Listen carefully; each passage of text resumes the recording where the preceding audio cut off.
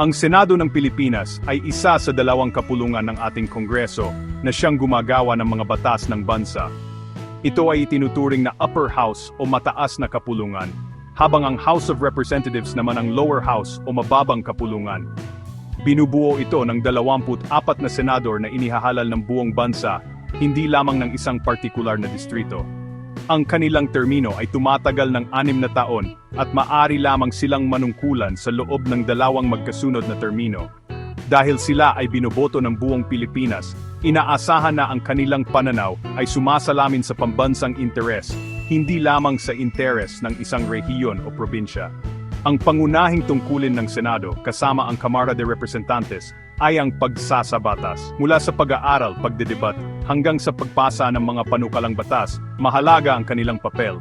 Ngunit hindi lang iyon. Mayroon din silang kapangyarihang mag-imbestiga na tinatawag na in aid of legislation upang makakalap ng impormasyon para sa paggawa ng mas epektibong batas.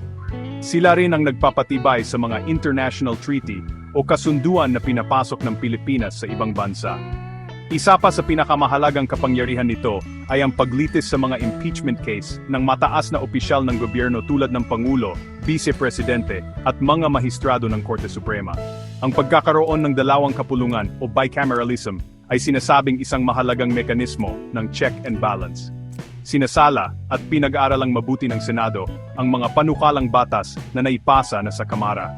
Tinitiyak nito na hindi basta-basta makakalusot ang mga batas na maaring depektibo, minadali o may pansariling interes lamang na isinusulong. Ang prosesong ito, bagamat kung minsan ay nagpapatagal sa pagpasa ng batas, ay nagsisilbing proteksyon laban sa posibleng pang-abuso sa kapangyarihan. Ito raw ay parang isang pangalawang pares ng mga mata na sumusuri ng mabuti sa bawat detalye bago ito maging isang ganap na batas na ipapatupad sa buong bansa. Dahil sa ganitong kaayusan, ang pag-abolish o pagbuwag sa Senado ay hindi isang simpleng usapin. Hindi ito maaring gawin sa pamamagitan lamang ng isang ordinaryong batas. Ang pag-iral ng Senado, kasama ang mga kapangyarihan at tungkulin nito, ay nakatatak sa pinakamataas na batas ng lupain, ang 1987 Philippine Constitution. Sa makatuwid, anumang pagtatangka na alisin ang Senado ay nangangailangan ng pag-amyenda o pagbabago mismo sa ating saligang batas. Ito ay isang mahaba at masalimuot na proseso na hindi lamang kinasasangkutan ng mga mambabatas, kundi ng buong sambayanang Pilipino na siyang ultimong magpapasya sa magiging kapalaran nito. Ang unang paraan para baguhin ang konstitusyon ay sa pamamagitan ng isang Constituent Assembly o CONAS. Sa ilalim ng paraang ito, ang kasalukuyang mga miyembro ng Kongreso, ang mga senador at mga congressmen ay magpupulong bilang isang espesyal na katawan. Sila mismo ang mag-aaral, magde-debate at magsusulat ng mga panukalang pagbabago sa saligang batas. Para maaprubahan ang anumang pagbabago sa ilalim ng CONAS, kailangan itong sang-ayunan ng boto ng 3/4 ng lahat ng miyembro ng Kongreso.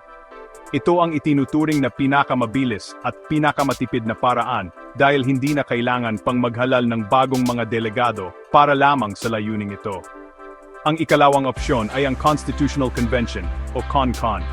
Sa metodong ito, tatawag ang Kongreso ng isang halalan para pumili ng mga delegado mula sa iba't ibang sektor at distrito ng bansa. Ang mga halal na delegadong ito ang siyang bubuo ng isang hiwalay na katawan, ang Constitutional Convention, na ang tanging trabaho ay rebisihin ang kasalukuyang konstitusyon o bumuo ng isang bago.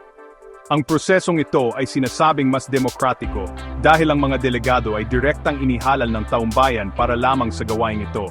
Gayunpaman, ito ay mas magastos at mas matagal kumpara sa CONAS dahil nangangailangan pa ito ng pambansang halalan para sa mga delegado.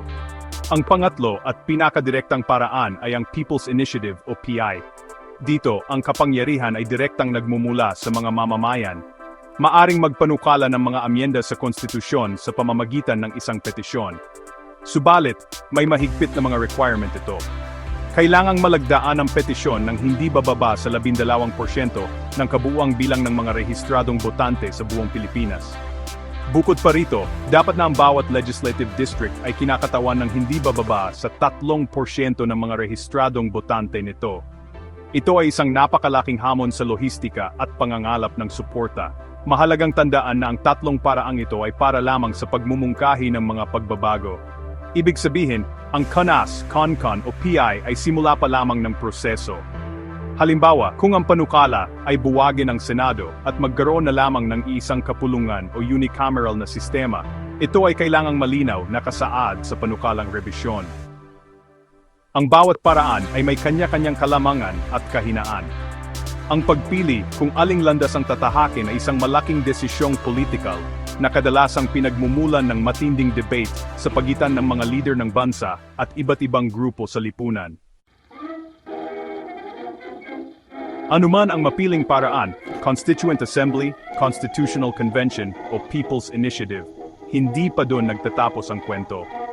Ang mga iminungkahing pagbabago, kasama na ang posibleng pag-abolish sa Senado, ay isa pa lamang panukala. Ang pinakamahalagang hakbang ay ang pagpapatibay nito sa pamamagitan ng isang pambansang plebisito. Ang plebisito ay isang espesyal na uri ng halalan kung saan ang mga mamamayan ay direktang bumoboto ng o hindi sa isang partikular na issue o panukala.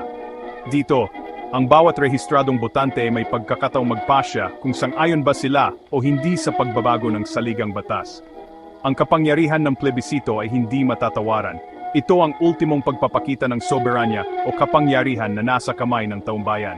Kahit pa nagkakaisa ang lahat ng miyembro ng Kongreso sa CONAS o nagkasundo ang lahat ng delegado sa CONCON, kung sa huli ay hindi ang magiging boto ng may uyur ng mga Pilipino sa plebisito, ang lahat pinaghirapan nila ay mababalewala. Ang panukalang pagbabago, kabilang na ang pagbuwag sa Senado, ay hindi magiging batas. Ito ang nagsisiguro na ang anumang pagbabago sa pinakamataas na batas ng bansa ay may basbas at pagsang-ayon ng mga mamamayang Pilipino na siyang pinaglilingkuran nito. Ang proseso ng plebisito ay nangangailangan ng malawakang kampanya ng impormasyon. Bago pa man ang araw ng botohan, dapat ay malinaw na naipaliwanag sa publiko ang nilalaman ng mga panukalang pagbabago. Ano nga ba ang mga kalamangan at kahinaan ng pag-abolish sa Senado? Ano ang magiging epekto nito sa sistema ng ating gobyerno at sa pang-araw-araw na buhay ng mga Pilipino? Ang mga tatanong na ito ay dapat masagot ng husto upang makagawa ng isang matalinong desisyon ang bawat botante. Ang tagumpay ng isang plebisito ay nakasalalay hindi lamang sa bilang ng boboto, kundi sa antas ng pag-unawa ng mga ito sa isyung pinagpapasyahan. Para maging ganap na batas ang anumang amyenda o rebisyon, kailangan itong makakuha ng mayoryang boto sa plebisito. Ibig sabihin, mas maraming dapat ang bumoto ng o kaysa sa mga bumoto ng hindi. Kung mangyari ito, opisyal nang magbabago ang ating konstitusyon. Kung ang isa sa mga pagbabagong iyon ay ang pag-abolish sa Senado, magsisimula na ang transisyon patungo sa isang bagong sistema ng lehislatura na posibleng maging unicameral. Ang plebisito, sa esensya, ang nagsisilbing huling hatol ng bayan, ang pangwakas na desisyon na humuhubog sa kinabukasan ng ating bansa. Ang usapin ng pagbuwag sa Senado ay laging may dalawang magkasalungat na panig, bawat isa ay may matitibay na argumento. Ang mga pabor sa pag-abolish nito ay kadalasang nangangatwiran na ang pagkakaroon ng isang kapulungan o unicameral system ay mas praktikal at episyente. Ayon sa kanila, mas mapapabilis ang proseso ng paggawa ng batas dahil hindi na ito kailangan pang dumaan sa dalawang magkaibang kapulungan na kung minsan ay nagkakaroon ng hindi pagkakasundo. Bukod dito, malaki raw ang matitipid ng gobyerno.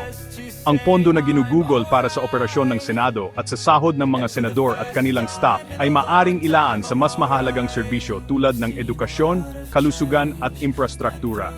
Sa kabilang banda, maring tumututol ang mga nais panatilihin ng Senado. Para sa kanila, ang Senado ay isang mahalagang institusyon na nagsisilbing check and balance hindi lamang sa Kamara de Representantes, kundi maging sa ehekutibong sangay. Dahil ang mga senador ay may pambansang mandato, mas malawak daw ang kanilang perspektibo at hindi sila nakatali sa interes ng isang distrito lamang. Ang masusing pagsala ng mga batas sa Senado ay isang proteksyon laban sa pagpasa ng mga minadali at hindi pinag-isipang batas. Sinasabi nilang ang pagtitipid sa gastos ay hindi sapat na dahilan para isakripisyo ang kalidad at integridad ng ating mga batas. Isa sa pinakamalaking hadlang sa anumang pagtatangkang baguhin ang konstitusyon, lalo na ang pagbuwag sa Senado, ay ang tinatawag na political resistance. Natural lamang na ang mga senador mismo, kasama ang kanilang mga taga-suporta, ay hahadlangan ng anumang hakbang na mag-alis sa kanilang kapangyarihan. Bukod dito, ang issue ng political dynasties ay isa ring malaking konsiderasyon. Maraming pamilya ang may hawak na posisyon sa parehong kapulungan ng Kongreso. Ang anumang pagbabago sa istruktura ng gobyerno ay maaring makaapekto sa kanilang impluensya, kaya't ang pagkuha ng sapat na suporta para sa charter change ay nagiging isang napakahirap na gawain. Sa huli, ang kaalaman ng bawat mamamayan tungkol sa proseso ng pagbabago sa saligang batas ay napakahalaga. Ang konstitusyon ang pundasyon ng ating demokrasya at ang anumang pagbabago rito ay may malalim na epekto sa ating lahat. Ang pag-unawa sa mga paraan tulad ng CONAS, CONCON at People's Initiative at lalo na sa kapangyarihan ng plebisito ay nagbibigay lakas sa atin bilang mga Pilipino. Hindi tayo dapat maging tagamasid lamang sa mga debate ng mga politiko. Tayo, ang sambayanan, ang may huling say sa paghubog ng ating gobyerno. Ang ating pakikialam at matalinong pagpapasya ang siyang susi sa isang tunay na makabuluhang pagbabago.